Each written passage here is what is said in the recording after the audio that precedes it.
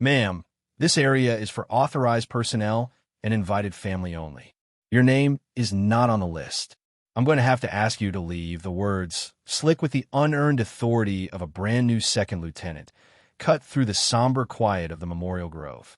The crowd, a sea of perfectly pressed dress blues and razor-sharp creases, shifted uncomfortably. A few muffled snickers rippled through the junior ranks. The woman in question did not move. She was a ghost at the feast, a smudge of gray against the vibrant, ceremonial color.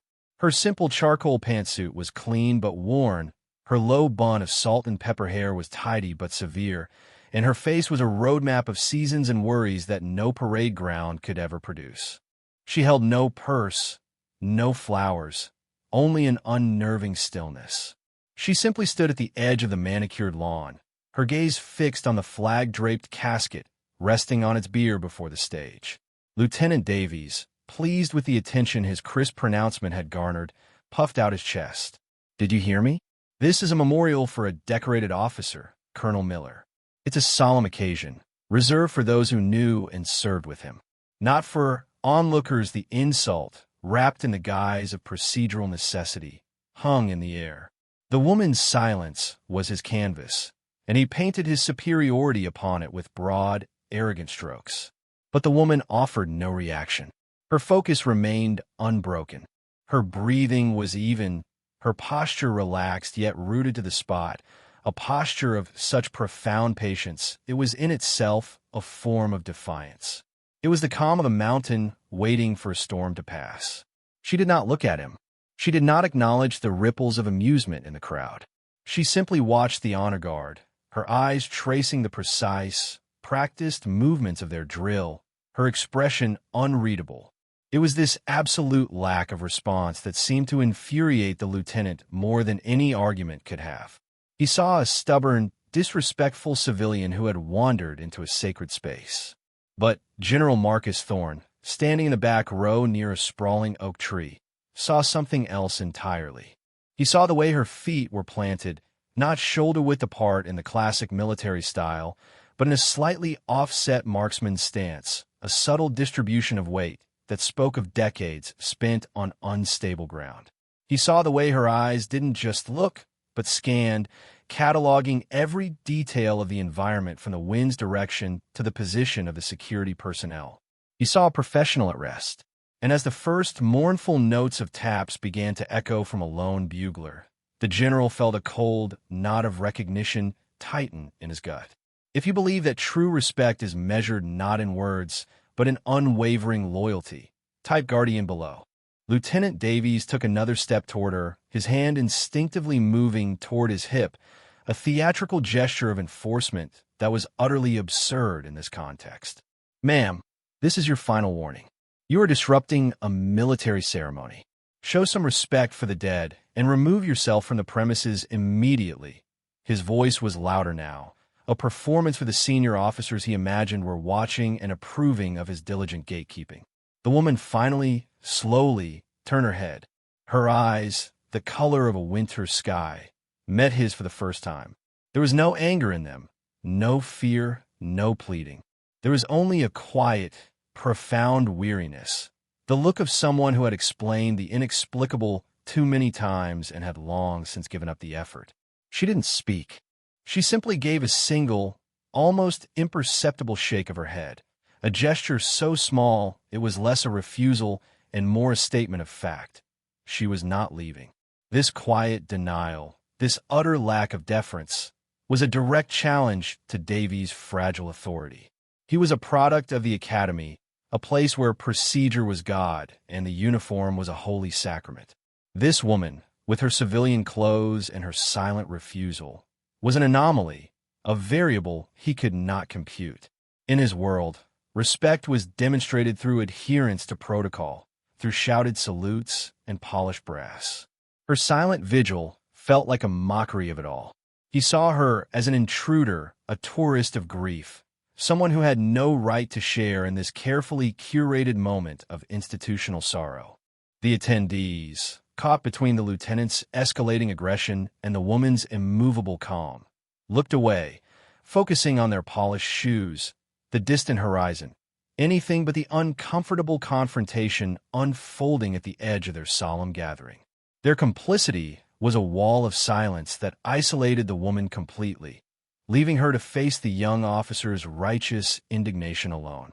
He was about to physically place a hand on her arm to escort her away when the first gust of wind hit the memorial grove, a sudden, angry exhalation from the heavens that seemed to carry with it a premonition of chaos. The meticulously arranged floral wreaths shuddered, and the crisp edges of the ceremonial flags lining the walkway began to snap and pop with a sound like distant gunfire.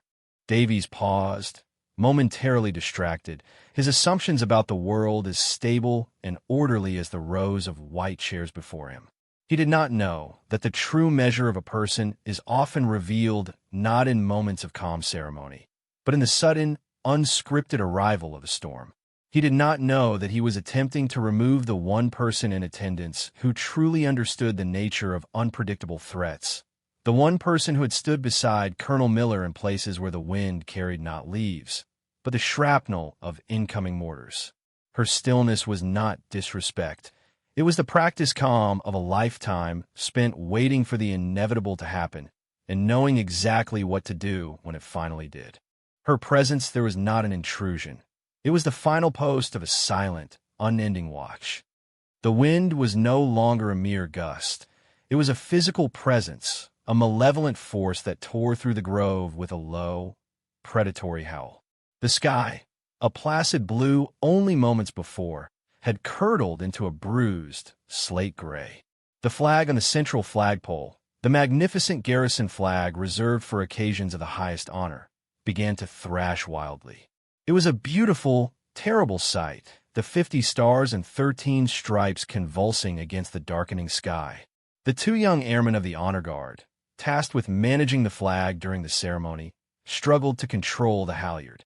The rope, slick with a sudden, unseasonable drizzle, strained in their grasp. The crowd gasped as a particularly violent gust ripped the rope from their hands. With a sickening crack, the brass cleat at the base of the pole, weakened by years of weather and stress, sheared away from its mountings. The heavy rope, now untethered, shot up the height of the 80-foot pole, whipping furiously in the gale.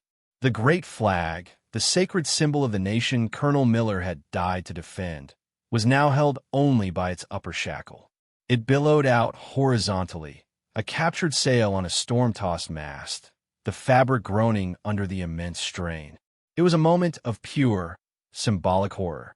The memorial was on the verge of becoming a disaster, the flag itself, the centerpiece of their reverence, about to be torn to shreds or ripped away entirely. Panic began to ripple through the attendees. Officers shouted conflicting, useless orders. The honor guard stood frozen, their training having never accounted for such a catastrophic failure of equipment. Lieutenant Davies, his petty conflict with the strange woman completely forgotten, stared upward in open-mouthed shock, his authority dissolving into helpless impotence. In that moment of collective paralysis, the woman in the gray pantsuit moved. It was not a sudden dash, but a flow of motion, an act of pure, distilled purpose.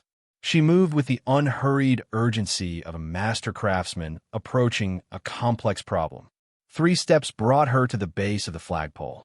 Her hands, which had been resting calmly at her sides, were now a blur of practiced, efficient action.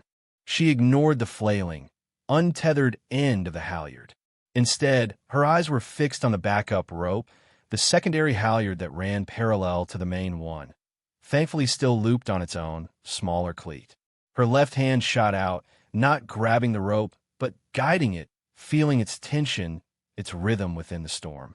Her right hand moved to her side, and for a fleeting second, Davies thought she was reaching for a weapon.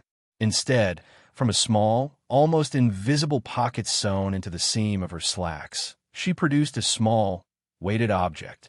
It was a monkey's fist, a specialized knot tied around a lead weight, a tool used by riggers and sailors to throw a line with incredible accuracy. With a single, fluid underhand motion that was more like a cast than a throw, she sent the weighted knot spiraling upwards into the heart of the storm. It was an impossible act, a thread of hope thrown against a hurricane. The wind screamed, trying to tear it away, but the weight and the spin gave it a ballistic stability that defied the gale. The small lead ball sailed true, a perfect arc against the churning gray sky. It looped over the main, out-of-control halyard, a good 60 feet above the ground. The moment it passed over, she gave a sharp, practiced tug, and the monkey's fist wrapped itself around the rogue rope in a perfect Prussic knot, a friction hitch that tightens under load. The crowd, which had been holding its collective breath, let out a unified gasp of astonishment. They had just witnessed a feat of physics and skill that bordered on the miraculous. The impossible had just happened, but she wasn't finished. Now, with the thrashing main halyard captured by her thrown line, she began the real work. Her hands moved with a speed and precision that was mesmerizing. She pulled the slack, planted her foot against the base of the pole for leverage, and began to work the captured rope, playing it like a master angler fighting a leviathan. She wasn't trying to pull the massive flag down against the full force of the wind. That would be a fool's errand. Instead, she used the storm's own energy, letting out slack when it gusted, and rapidly pulling it in during the momentary lulls. It was a violent, dangerous dance. The rope burned against her palms, and the strain on her arms and back must have been immense. But her face remained a mask of pure, unbroken concentration. Slowly, foot by agonizing foot, she brought the bucking flag under control. She coerced the main halyard down the pole until she could finally grasp it.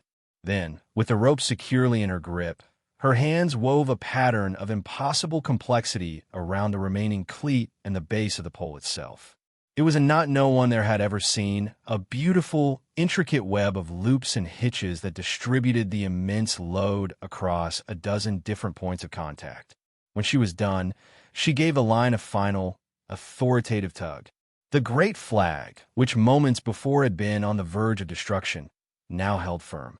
It still strained against the wind, but it was secure, a testament to the quiet competence of the unassuming woman in gray who now stood, breathing evenly, at the base of the pole.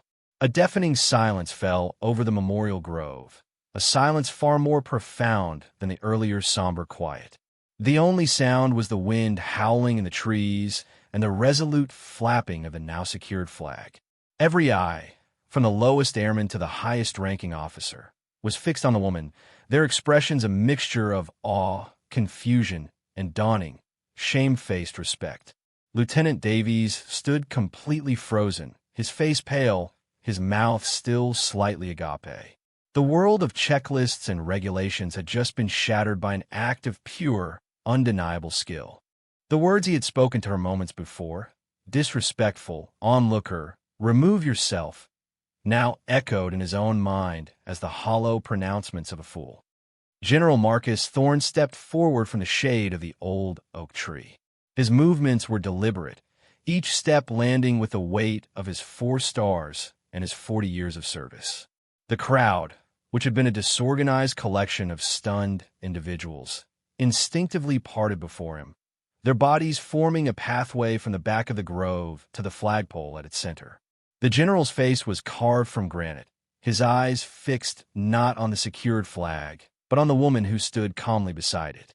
He walked past the honor guard, past the stage and the casket, past the base commander himself, his stride never faltering until he stood directly in front of Lieutenant Davies. He did not raise his voice. He did not have to. His words were quiet, yet they carried across the wind-swept lawn with the force of a command. "Lieutenant," he said, his voice a low rumble of controlled fury. "Report." Davies flinched as if struck. He snapped to a semblance of attention, his eyes wide with a mixture of fear and confusion. "Sir." "General, sir. There was an equipment failure." "The wind, sir," he stammered, his earlier arrogance completely evaporated. The general cut him off with a slight raise of his hand. "I'm not asking about the wind, Lieutenant. I'm asking about your interaction with this individual." He gestured with his chin toward the woman, who was now quietly inspecting her work on the rope, ensuring the knot was holding firm under the relentless strain. Davies swallowed hard. "Sir, she was not on the access roster. She had no invitation. I identified her as an unauthorized civilian, and I instructed her to leave the premises." The general's gaze hardened. "You instructed her. I see. And what was her response?" Davies's face flushed with a deep, burning shame. She was non-compliant, sir. She refused to leave." General Thorne let the words hang in the air for a long moment, allowing their full, idiotic weight to settle upon the young officer. Then he turned his attention to the woman. He took a step closer, and his eyes fell upon the intricate knot she had tied.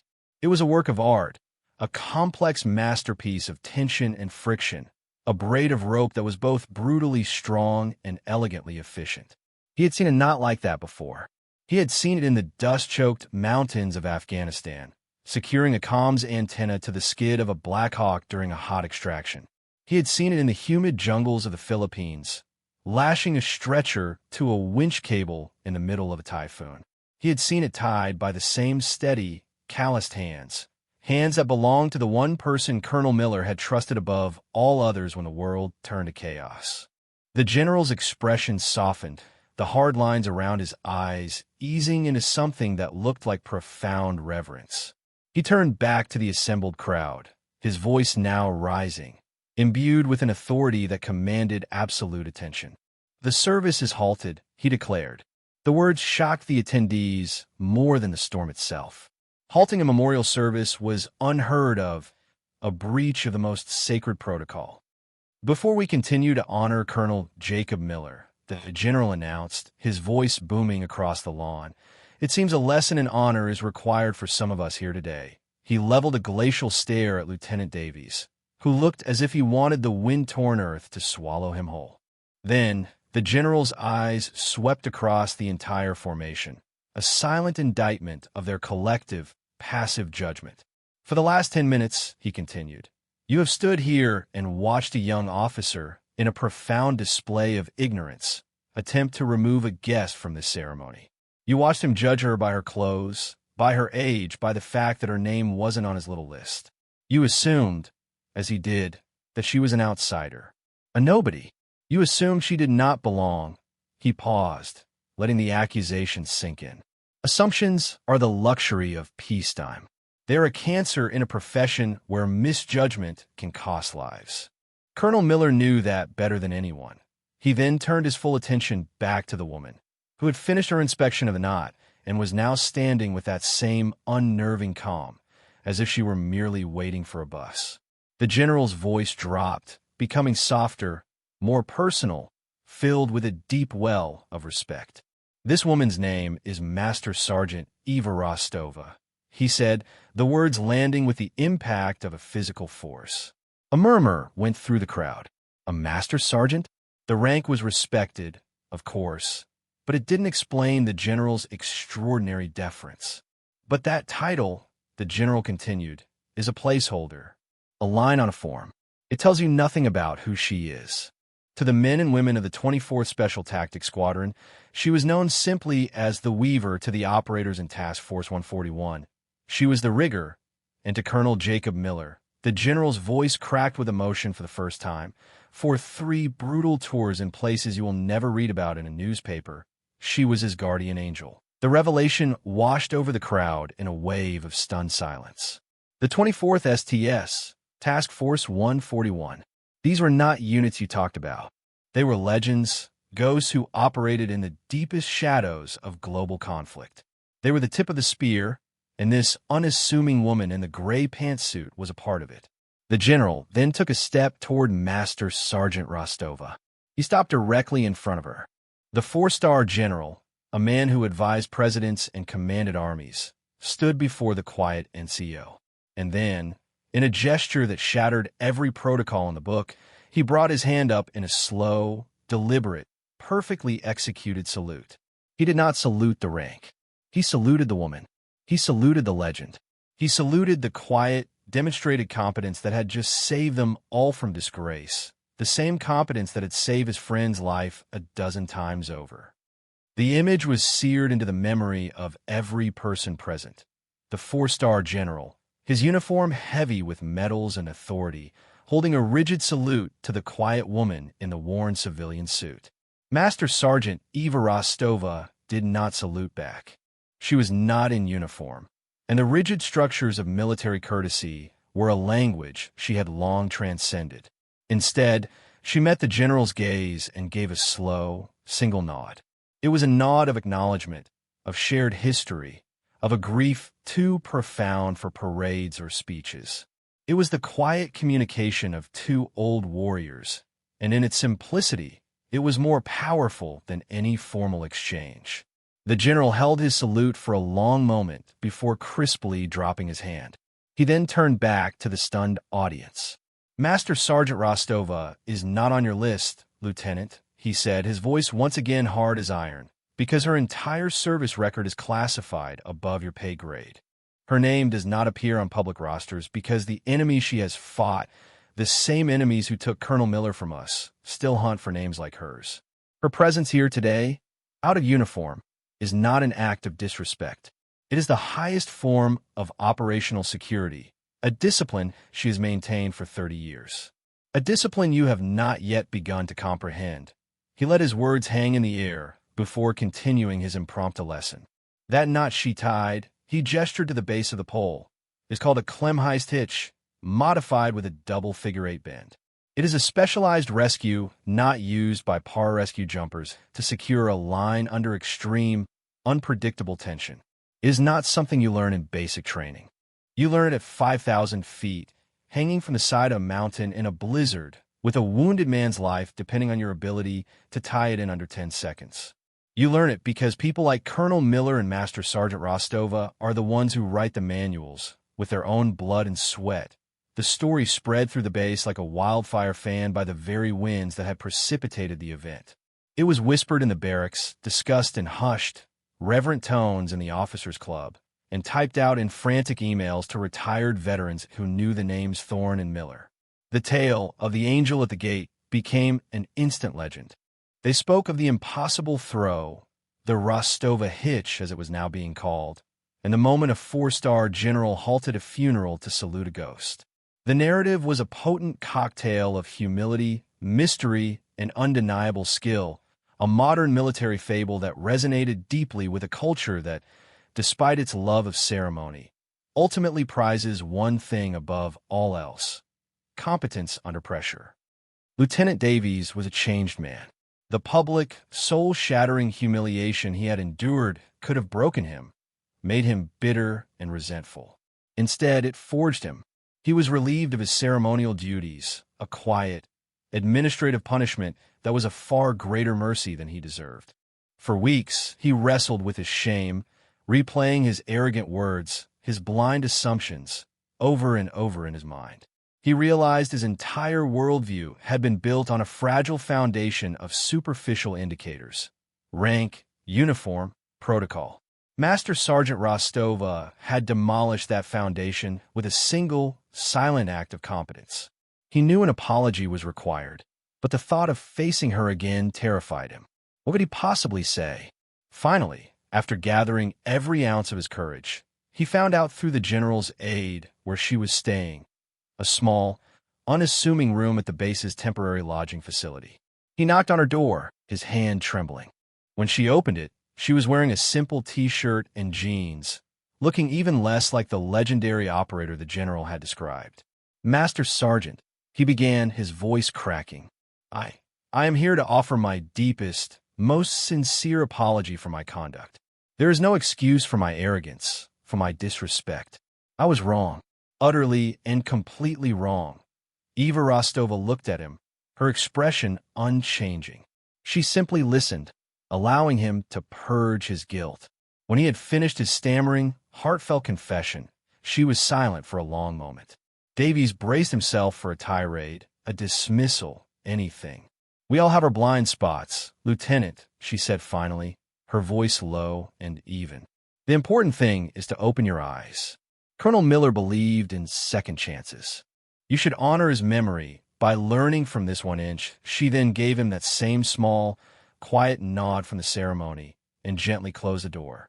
The absolution was so simple, so devoid of anger, that it was more profound than any punishment. It was a lesson in grace he would carry for the rest of his life. The base commander, at the behest of General Thorne, issued a formal order. The rope on the main flagpole was not to be touched. The Rostova hitch was to remain. A small, discreet brass plaque was installed at the base of the pole.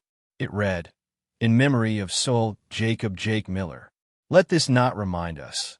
True honor is not in the uniform you wear, but in the duty you perform. Competence is quiet. Respect is earned." The flagpole was no longer just a flagpole. It was a monument. It was a classroom. It was a permanent, physical reminder that the most valuable assets in any organization are often the ones you don't see coming. A year later, the Memorial Grove was once again filled with uniformed personnel. A new class of freshly minted second lieutenants stood in neat rows, their faces a mixture of eagerness and nervous energy, their uniforms smelling of the factory that had produced them.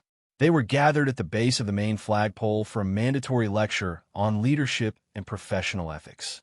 Their instructor stepped forward. He was no longer a lieutenant, but a captain.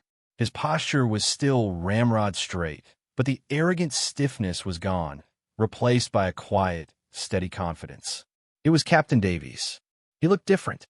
There was a wisdom in his eyes that had not been there before, the hard-won clarity of a man who had stared his own ignorance in the face and survived. He didn't begin with a PowerPoint or a quote from a famous general. He simply pointed to the base of the flagpole. "Good morning," he began, his voice calm and measured.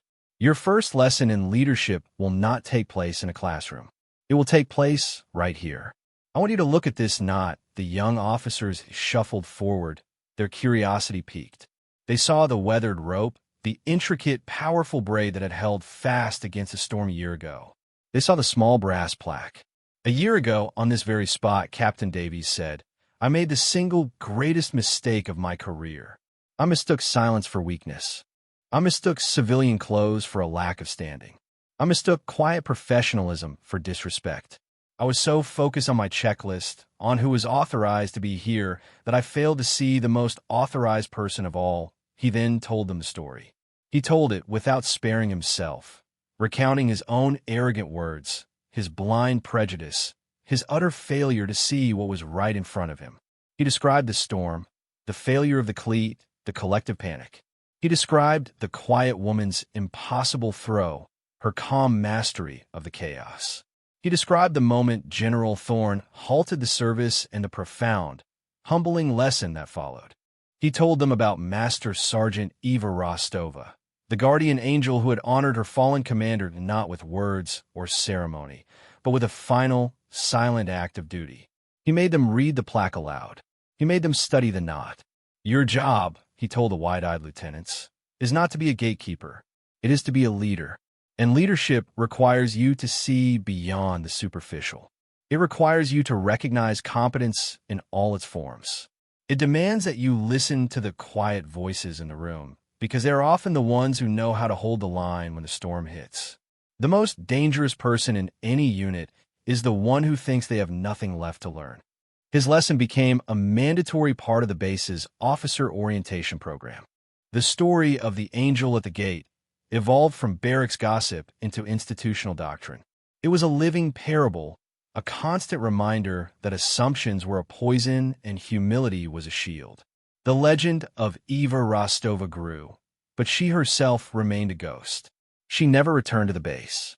There were occasional, unconfirmed sightings of a quiet, gray-haired woman at other memorials, other ceremonies, always on the periphery, a silent sentinel paying her respects in her own way before disappearing back into the shadows from whence she came.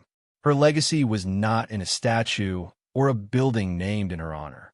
It was in the changed behavior of a young captain who now taught his subordinates to look for strength in quiet places.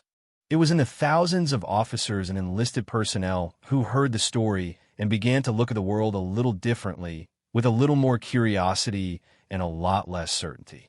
It was in the quiet, methodical work of countless other professionals like her. The mechanics, the intelligence analysts, the logisticians, the medics, the silent gears that allow the great, loud machine of the military to function, their competence forming the bedrock upon which all valor is built. True legacy isn't what you leave behind in bronze or stone. It is what continues forward in the minds and actions of others. It is the lesson that outlives the teacher, the quiet competence that inspires a new generation to earn their respect, not with loud proclamations of their own worth, but through the silent, steady, and undeniable proof of their actions. The wind still blows through the memorial grove, but the flag holds fast, anchored by a knot tied by a legend, a permanent testament to the enduring power of the quiet professional. For more stories where quiet competence triumphs over loud assumption and where silent dedication defines true worth, subscribe to Unknown Heroine Stories.